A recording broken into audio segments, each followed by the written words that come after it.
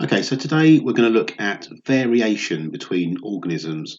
And the word variation just means differences, really. So whenever you hear the word variation, we talk about variation between different living things, we're just talking about ways that they're different.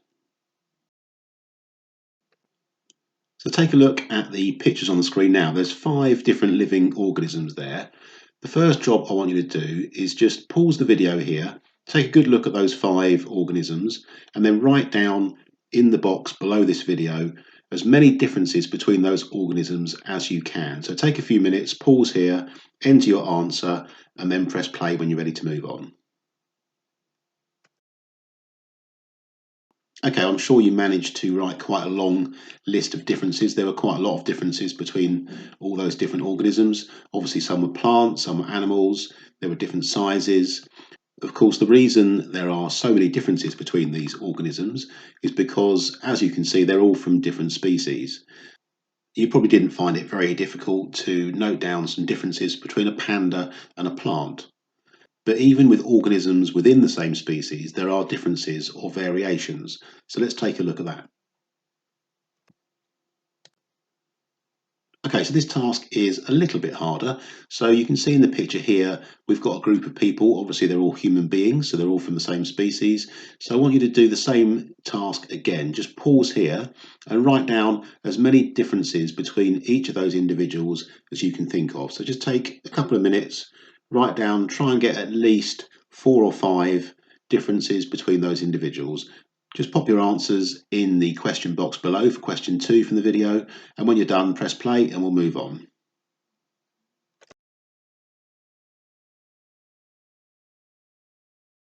So even though they're all human beings, we can still see many ways that they differ from each other. Some were male, some were female, some had short hair, some had long hair, and so on. So in the previous task, we saw it's quite easy to see differences between members of different species. So it's easy to spot differences between animals and plants. But we can also see that we can spot differences between individuals within a species. And this is called variation. So you can have variation between different species and variation within a species. So just pause here and answer question 3 from the questions below this video. And when you've done that, press play.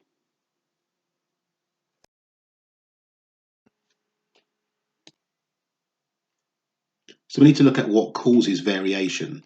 So variation happens for 2 different reasons. The first is that some features are inherited, and that means that you get them genetically from your parents. It's in your DNA.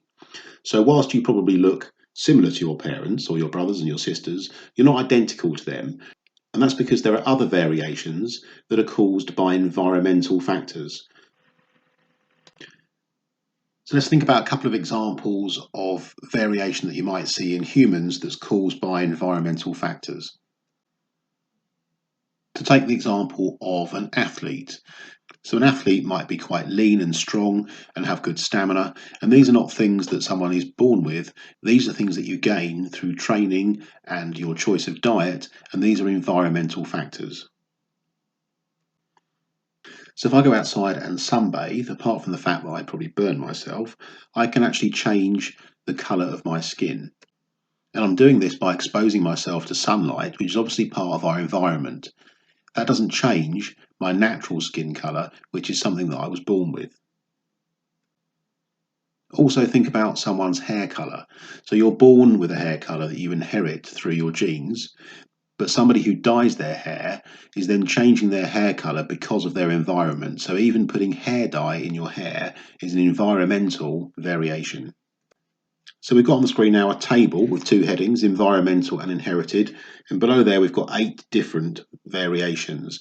Now obviously you can't drag and drop those onto the table in the video, but if you look at question 4 below this video, you'll see a similar table with those variations there and some extra ones that I've added, and I want you to try and indicate whether they are environmental variations, inherited variations, or both, because some variations can be affected by both environmental factors and inherited factors. So it's not an easy task this, but have a go, do your best and see if you can identify the different types of variation. So pause now, and when you're done, you can move on to the next section of the lesson by clicking the button at the bottom of the form.